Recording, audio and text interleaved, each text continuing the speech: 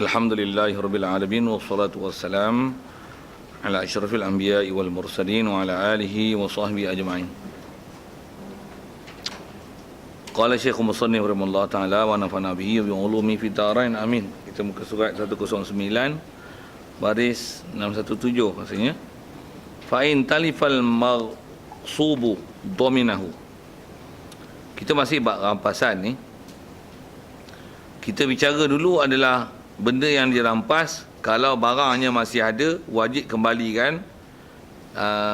Penalti yang kena pada dia, bunyi model dengan sikit denda yang kena pada dia ialah hantar barang balik, lepas tu susut nilai yang dia kena bayar, lepas tu sewaan yang seumpama, yang misil, biasanya berapa harga sewa sejak dia rampas sampailah waktu dia kembali, dikenakan itu sebagai penalti bayaran dia kena bayar di atas rampasan barang yang dia rampas. Okey. Yang ni kita nak sebut masalah kalau benda yang dia rampas tu rosak, binasa. Baik. Kalau benda tu ada, wajib pulang dengan masalah lepas. Yang ni masalah lain lah, masalah talifah. Fa in talifal maqsubu dominahu. Dominah tu jawab bagi in. Jika binasa maqsubu oleh barang yang dirampas tu, maksudnya dia rampas motor dia pakai juga pula rosak, jahanam. Dominahu, kena bayar ganti rugi juga. Ia ghasibhu akan maksub. Siapa yang domina, ditakdirkan fa'il tu ghasibu. Ghasibu tu syarahkan domir mustatir huwa yang ada pada domina.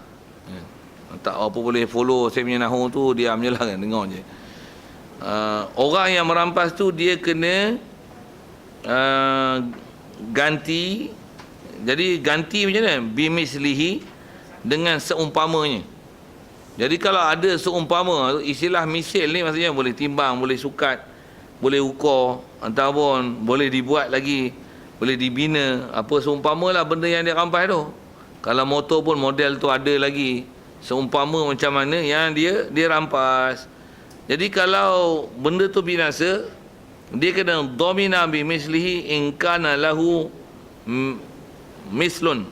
Jika adalah lahu lil maqsub, benda yang dirampas tu ada mislun, ada seumpamanya. Maksudnya ada setaraf dia, sepanding dia. Jadi kalau benda yang tak ada misli, dia tak boleh nak doman dengan misil lah. Cuma bahasa yang dipakai apa? Misil. Apa makna misil? Seumpama kan? Masaluhum.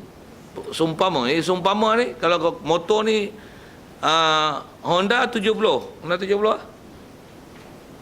Kalau ni Honda keluar tahun 14-12. Saja dia bubuh nombor tu kan. Mana nak cari dah, situ satu model tu je, tak ada dah lah ni, lain pangkai habis lah. Jadi bersibuk lah. Tapi motor ni tak ada misli. Jadi macam mana? Sekarang dah rosak. Nak munafaat tak boleh, tinggal bersibuk lah. Lepas tu dah hancur, dah potong lah apa lah sebagainya. Motor macam mana? Dia tak adalah ganti dengan misil. Motor apa yang kena ganti? Dia nanti beralih pada qimah, harga pasaran. Baru kembali pada qimah. Jadi benda yang ada misli, baru dobit dia awal-awal ganti misil. Baik. Wal asahu anna misliya. Baik. Dan qaul asah, apa dia yang dikatakan misil ni macam ni? Yang dia kata misil lah, sebab mana terjemah seumpama kan. Maksudnya ada bandingan, ada setara, setaraf, sebanding, apa lagi sekualiti benda yang rosak itu yang dirampas tu. Yang qaul asah kata annal misliya, bahawasanya misli dia ialah ma hasarahu kailun aw waznun wajaza salamu fihi. Dia ialah ma barang yang hasarahu, boleh menghadkan akan ma barang benda itu, kailun oleh sukat, wa waznun au timbang. Waznun, wazan. Maksudnya boleh sukat, boleh timbang. Ataupun bahasa lain dia wajaza salamu fihi, dan harus jual beli salam padanya, pada ma itu. Itu kaedah nak kata misli. Boleh faham? Kalau gelas ni ada misli tak? Boleh sukat saiz bahan boleh. Tulis pula ni apa ni? Korok ke apa? Relax. Apa lah, bukan tak kopal-kopal pun. Tak apa nak baca pun tak boleh. Kedekut memang. Cak ayam. Lucky. Lucky. China.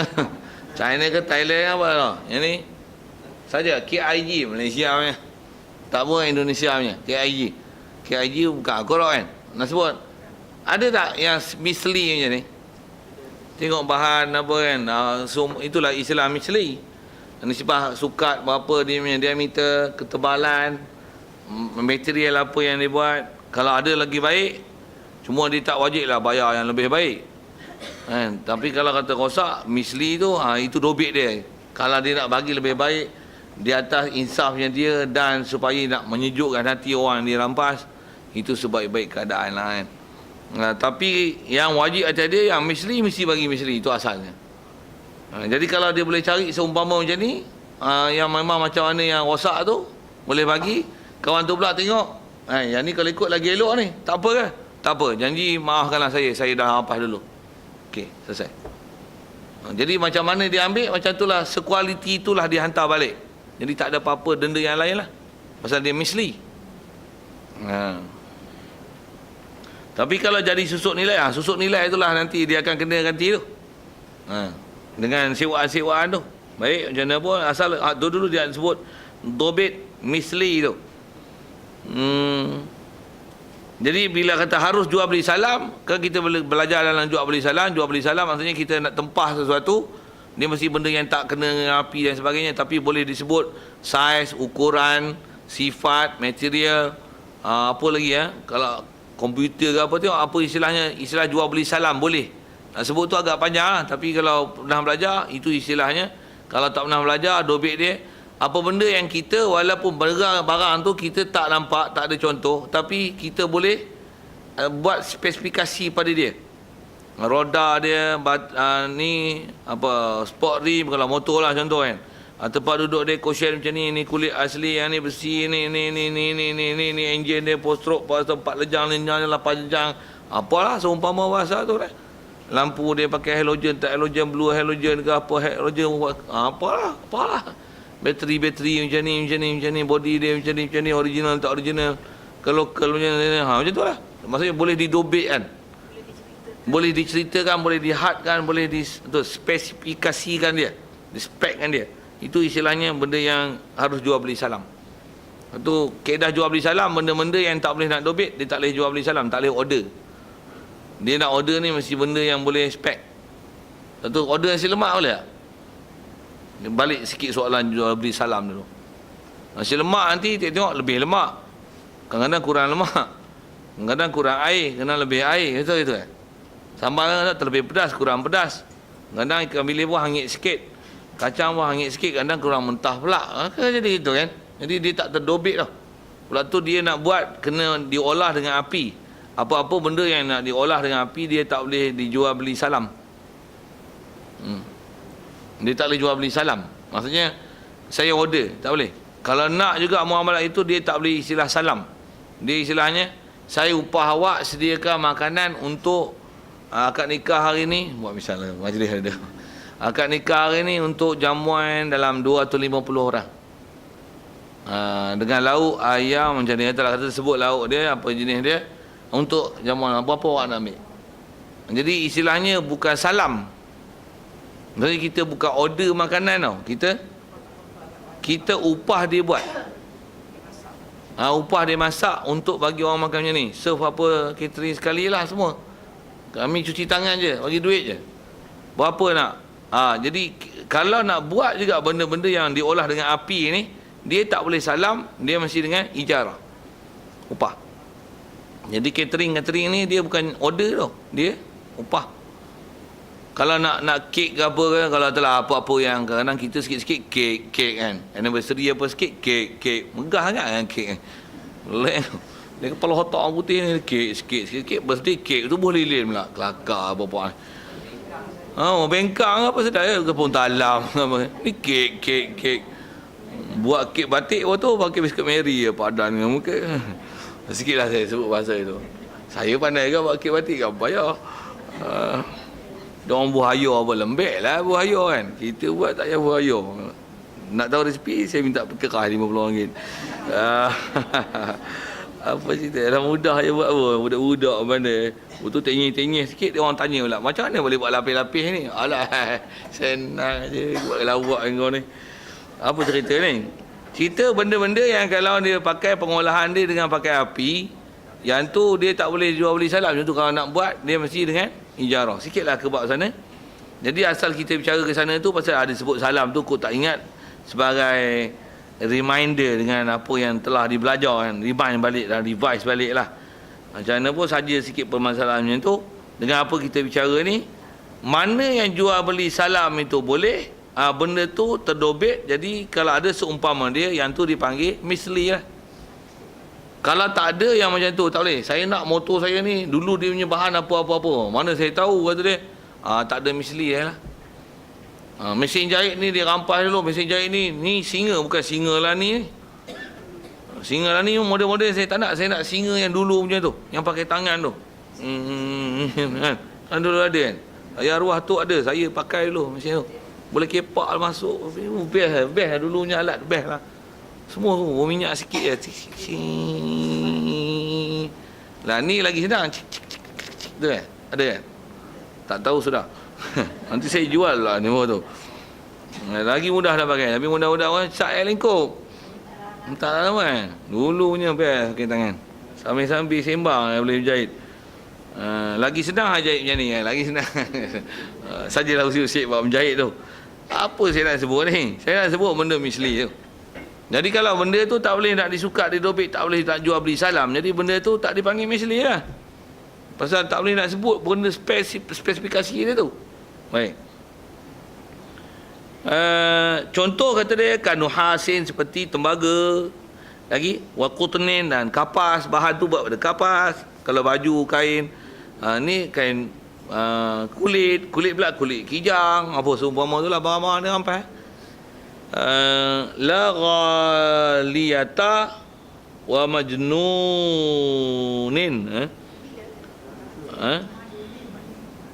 Ma'jun. La ghaliyata wa ma'junin. Tak boleh ghaliyah, dia terjemah tu bunga rampai. Wa ma'junin dan ma'jun. Pasal apa? Ma'jun ni peratusan bahan yang dibubuh tu tak terdobit. Berapa banyak madu? Berapa rempah ratus dia? Akor tongkat ali berapa? Kacik Fatimah berapa?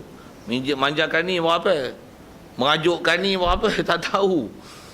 Bila tak tahu tu macam mana nak misli? Pasal tak dobit. Masalahnya tak dobit. Pasal lain majul, lain hasiat. Betul kan? Macam tu kan? Maksud kan? Maju orang lelaki lain, maju perempuan lain. Lepas tu, lain orang buat, lain formula, lain rasa, lain efek. Itulah. Kita belajar akidah, saya sebut efek asal sabab ni. Jadi benda tu dia tak boleh lah untuk istilahnya misli. Kalau dia rampas makjun dalam sebalang tu, yang ni orang ni buat. Jadi nak pulang macam mana? Pulang makjun juga. Tak seumpama. Jadi dia kena bayar apa? Dia kena bayar qimah. Yang tu yang sebut dobit tu. Jadi kaedah tu nak faham betul-betul siapa? Pasal bila tak ada misli, barulah beralih pada qimah. Selagi ada misli, benda yang rosak tu yang dah tak ada, mestilah dibayar dengan misli. Cuma misli apa? Boleh disukat, boleh ditimbang, boleh muamalat, bahasa mudahnya boleh dimuamalatkan dengan jual beli salam. Itu ayat dia. Tak faham tu, pergi tobat dengan je lain. Beli salam tu apa? Letihlah nak ulang satu-satu. Ni yang kadang mengaji, nak ngaji ke depan tapi kena refer hak belakang.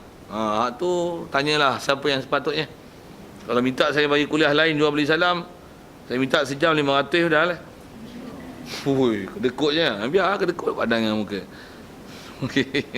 Saja je saya ayat-ayat saya tu ayat gurauan saya lah. Tak rasa gurau pun punya pasal saya. Okey, siap. Rasa boleh faham misli yang kita nak syarahkan tu. Wa zakara al-musannifu dhaman al-mutaqawwimi fi qawlihi, dan telah menyebut oleh musannif akan nak bayar ganti rugi benda yang mutaqawwam. Istilah mutaqawwam ni benda yang diperhargakan. Benda yang diperhargakan fi qawlihi. Jadi dia sebut fi qawlihi pada perkataan musannif au dhaminahu. Baik.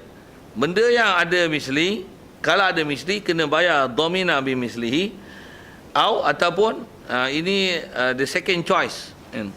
Selepas tak ada misli, dhaminahu bergantilah ia maghsub ia ghasibhu maghsub biqimatihi, dengan harga pasarannya. Hanya beralih pada qimah, syaratnya in lam yakun lahu mislun, jika tidak ada lahu bagi maksub, barang yang dirampas itu, mislun, tak ada misil. Jadi bila tak ada misil tu, dobit misil tu kena ingat betul lah tu. Bila tak ada misil, barulah berpindah kepada qimah. Itu istilah fiqh ni memang kena ingat sungguh. Saya ngaji guru dulu, kalau ada guru yang ajar awak ni, memang dia istilah ni dia terajang kita, dia sepak sampai kita telan istilah ni. Qimah, apa? Wazan, kil, misli, qimah, lagi sebut arsyu, lagi ujrah bisil. Dia istilah ni yang tak ingat anjing, tak boleh mengaji. Ilmu apa-apa kalau kita tak ingat istilah, tak boleh. Pasal kita kaedah nak faham tu mesti faham istilah. Apa bab? Hatta kita permainan pun, istilah-istilah permainan, offside ni kena bagi tendangan percuma, bagi free kick. Apa free kick? Sepak orang, kick free you know. Nak istilah lah. Untuk halangan lah, apa penalti lah, mesti benda faham istilah-istilah dalam permainan-permainan. Saya tak faham tu, tak faham. Badminton ada free kick.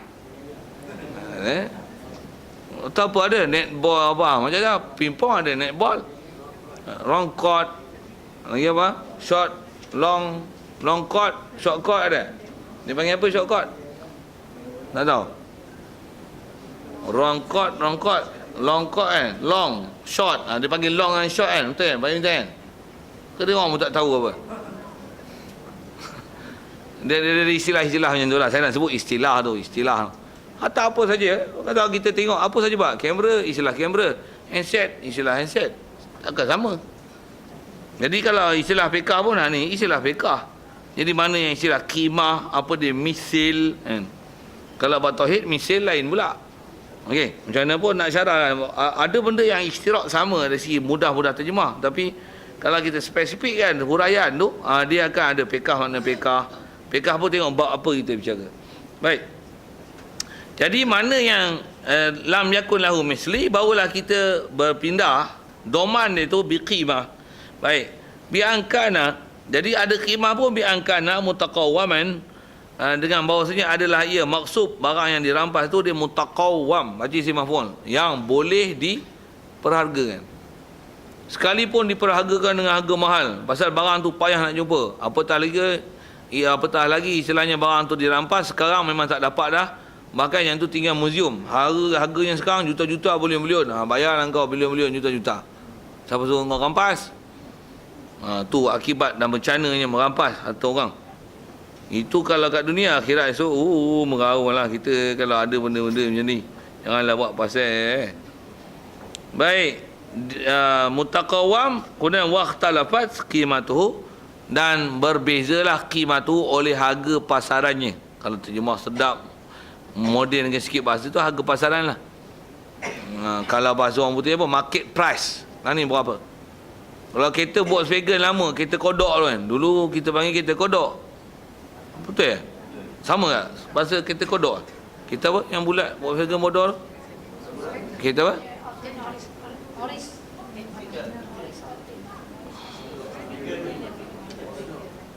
Kereta kodok. Saya panggil kereta kodok dulu. Kalau zaman saya lah, kita bodoh-bodoh kampung-kampung kan.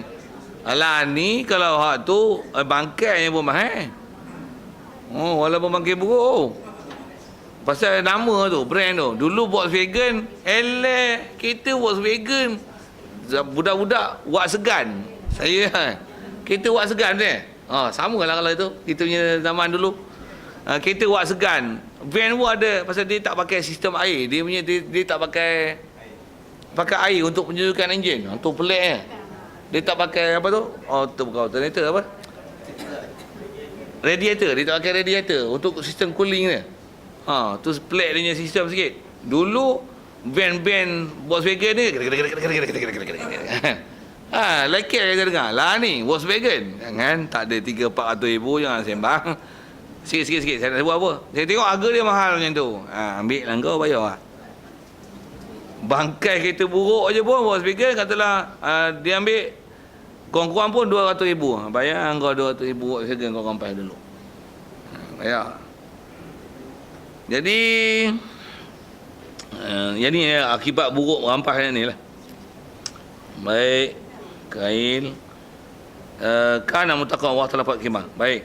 Dan dia kena bayar qimah ni aksara ilam yakul lahu misrun, dia dominahu bi qimatihi aksara ma kanas min yaumil ghasbi ila yaumit talafi. Dia kena bayar ni yang paling banyak, maksudnya paling mahal barang. Mak ni harga saman qimah tadi. Kanas adalah qimah itu bila nak kira harga ni, min mula daripada yaumil ghasbi, hari rampas, ila yaumit talaf, hingga pada hari rosak. Bila dia rampas, bila dia rosak. Okey. Daripada tempoh tu, berapa harga market price yang pernah ada kereta tu. Katalah Volkswagen, kalau katalah dia curi barang kemas misalnya. Kalau emas lah ni, saya buat misal emas lah. Emas lah ni saya kira tengah jatuh. Tengah jatuh lah ni emas. Maksudnya duit Malaysia pun jatuh jugalah kan. Panjang nak syarah tu biarkan. Saya nak cerita emas saja. Katalah dia pernah curi satu rantai lah. Emas pernah sampai 1 gram sampai RM200, katalah itu kan. Lah ni dalam 130 je, katalah macam tu. Jadi kalau kita nak bayar harga emas, kalau dia, tapi kalau ada misil, dia kena bagi misil lah. Kalau dia curi dulu berapa? 500 gram. 500 gram lah aku ganti. Bayarlah berapa pun, lantak punya masalah. 500 gram lah. Emas pula 9999. Bayar. Emas 10 ke apa, tu bahasa-bahasa istilah kan. Okey, bayar. Mana? Berapa kena bayar? Dulu yang ni harga 2-3 ribu je. Lah ni sampai ratus-ratus ribu. Yang pasal lah. Bukan masalah harga, masalah bisil. Dulu berapa harga tu? Dulu kat setengah kilo tu. Setengah kilo kau cari emas tu sekarang. 9999 ada misil lagi. Ada misil. Ada misil. 999. Setengah kilo lah. Oh, yang ni apa kedana lah aku. Berdali apa? Aku apa kedana tak pernah kedana kau. Kalau dia nak maaf punya pasal punya maaf itu. Ya. Yeah. Custom ha. Ya.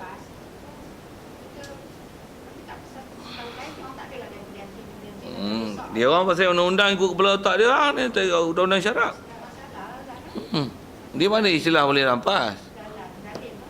Memang zalim besar tu. Dan rampas dia lelong lah. Satulah kita jahanam rosak habis. Buta tu yang kalau bahasa Kedah ni, kalau bahasa Penang buta perut habis. Memang buta perut ni. Buta perut ni. Dia jadi gelap, zulumat. Buat dosa ni zulumat habis, dia buta perut dia habis. Mayang dak apa dak, buta perut habis. Tak nampak lah mana hak mana batil. Baik, itu memang salah tu. Cuma kalau ikut dia dah kawasan tu, kalau kata dengan sebab dia meniaga, menyebabkannya sesak lalu lintas, mengganggu lah istilahnya kan. Jadi disebab larangan boleh larangan, tapi dia tak boleh ambil bawa balik. Jadi lebuh hak milik kami, jadi semua ni akan dilupuskan. Siap bakar depan mata kita, ambil minyak petrol. Ataupun ambil katok-katok lagi pecah. Mana boleh. Dia dari si salah, tapi takkanlah kesalahan sampai harta benda itu di jahanam dan dirosakkan kan. Pasal kesalahan tak ikut arahan kan. Memang ada salah situ, tapi jangan sampai merosakkan harta benda orang. Kaedah dia macam ni dalam fiqah. Kalau dia rosakkan harta benda, baik. Kalau kita salah tu, sepatutnya kesalahan macam tu katalah kena compound RM30. Yang kau ketuk kereta Porsche aku tu, kau ketuk cermin dia tu, macam mana?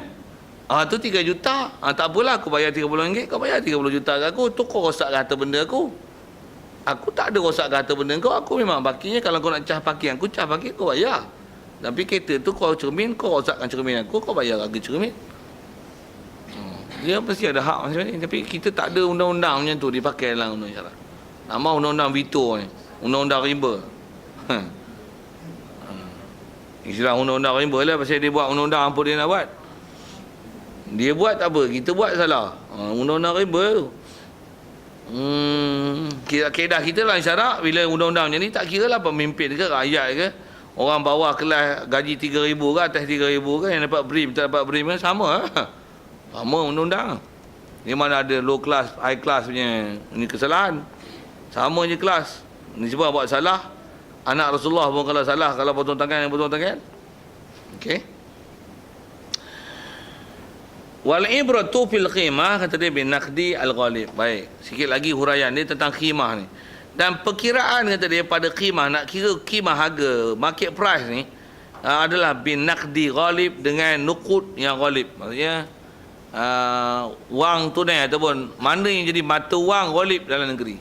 Kalau kita dengan iktibar ringgit Malaysia, itu istilah naqdi ghalib. Cuma kalau asal kitab naqdi ni asal bahasa Arabnya, pasal dalam kitab, kalau nisbah kitab kita ni dikarang dulu, mereka mengarang ni pada masa tu masih menggunakan sistem dinar dan dirham. Satu diguna bahasa naqdi je. Pasal istilah kitab bila sebut naqdi, nukut ni, tak dikatakan naqdun, melainkan dia ialah zahab wal fiddah. Kalau duit kertas kita, dia tak panggil zahab wal fiddah, dia tak panggil naqdi. Atau dia panggil warik. Waraqah, warik, kertas. Waraqah. Fa'in ghalaba naqdani wa tasawaya, qala Rafi'i ayyan al-qadi wahidan minhuma. Baik, sekiranya ada dua nukut, maksudnya katalah kita di Ipoh ni, duit Malaysia pun pakai, duit Singapura pun pakai. Katalah kalau ada tempat yang boleh pakai dua mata wang ni, kalau sebut pilah dengan bahasa ringgit Malaysia dan Singapura, kaedah dia wa tasawaya pula tu bersamaan dari segi kebolehan guna dan laku tak laku untuk proses penukaran jual beli itu.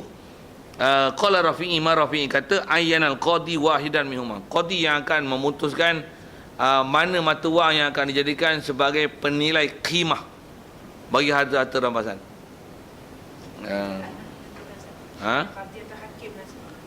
Jadi qadi di sini maksudnya hakim perbicaraan lah, apa kes rampas ni.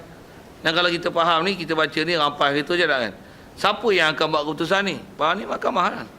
Semua kes macam ni kalau ikut disabit mahkamah, untuk ada pendakwaan, ada saksi, adalah bicara, ada hakim, mesti orang nisbah saksi, pendakwaan, bukti dan sebagainya. Bila sabit kesalahan, mahkamah mesti nak jatuh hukum, dia lah akan nanti buat keputusan. Awak dikenaki membayar ganti rugi sepanjang daripada tempoh-tempoh ni dengan hari rosak. Harga barang ni paling banyak setakat catatan yang ada setelah dirujuk kepada kedai emas ke apa kan. Sebutlah, hakim mesti disiplin ilmu ni macam tu. Satu dipanggil arif. Disebut berdasarkan catatan yang ada, rekod kerajaan dengan harga pasaran emas begini-begini, data daripada komputer, macam ni. Kopi model dengan sikit bahasa tu. Harga yang paling mahal ini. Jadi duit kita pula laku untuk di Malaysia boleh, Singapura boleh. Maka mahkamah memutuskan menggunakan ringgit Malaysia, awak kena bayar sekian harga ini, di atas membayar ganti rugi barang yang misli, yang tidak boleh ada misli, tapi dinilai dengan kimah yang paling mahal dengan harga sekian. Mahkamah hari ini bersurai dan penguat kuasa dikenakan mulai hari ini. Buat contoh tu lah, contoh ayat berkehakiman ni. Jadi hakim lah buat keputusan tu. Okey. Ni sebab belajar bab Rosby macam tu lah, prinsip ni. Ada soal? Baik.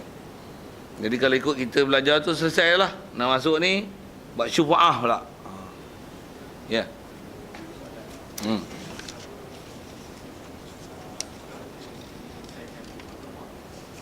Adakah? Okey, lagi.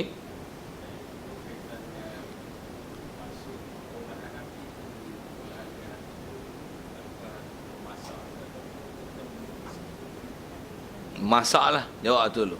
Maksudnya apa-apa yang pakai api untuk mensediakan dia tak boleh jual beli salam. Masak lah misalnya. Kalau tempur api, walaupun dia masak, tapi besi, tempur api pun celup air, macam tu ya. Boleh didobek kan. Besi apa, bahan apa kan. Jadi memang bakar tu sebagai proses untuk penyediaan senjata, pisau dan sebagainya. Jadi istilahnya yang tu terdobek. Itu api itu tak masalah. Yang ni bahan tu dengan api, garing tak garing, minyak banyak tak banyak, angit tak angit, pedas tak pedas, garam manis masin, sos cukup rasa tak cukup rasa apa, tu susah nak dobit. Kalau boleh dobit sekalipun, tapi bila dia melibatkan api, dia tak boleh jual beli salam. Teruzur untuk atas nama salam. Kalau nak selesai dia, kaedah dia mesti ujrah. Mesti kaedah upah. Bukan kaedah salam. Saya order nasi lemak 3 tu bungkus. Tak boleh. Bahasa order tu tak betul. Saya upah awak mensediakan nasi lemak 3 tu bungkus. Untuk makan 3 tu orang. Dan buat bungkusan sana dalam polystyrene. Contohlah kan.